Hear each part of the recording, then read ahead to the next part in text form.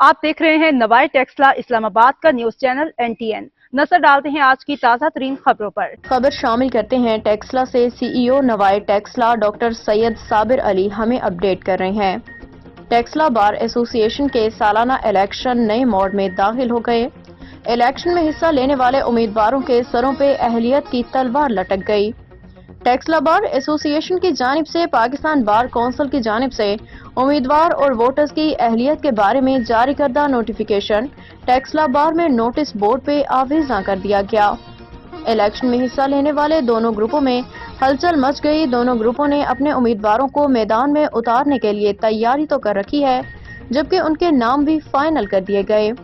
ताहम नई डेवलपमेंट के बाद उम्मीदवारों की अहलियत सवालिया निशान बन गई। दोनों ग्रुपों ने हतमी ऐलान करने से कबल सर जोड़ लिए।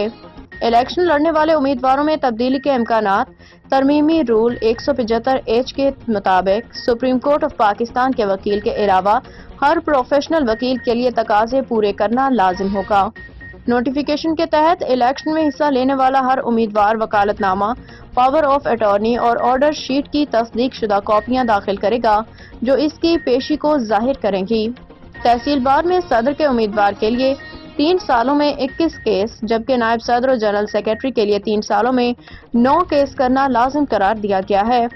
अहल वोटर्स की हतमी फहरिस्त की तैयारी के दौरान रूल 175K के शिक ए हर बार एसोसिएशन के सदर और सेक्रेटरी शमूलियत के हवाले से एतराज़ात सुनेंगे और 2 रोज में फैसला करेंगे।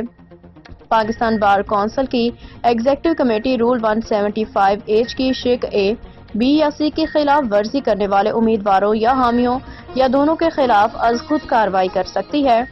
एग्जीक्यूटिव कमेटी मामले का नोटिस लेने की 5 दिनों में मुनासिब अहकाम जारी करेगी और उम्मीदवार को इलेक्शन लड़ने की इजाजत देने या नाअहल करार देने का फैसला करेगी।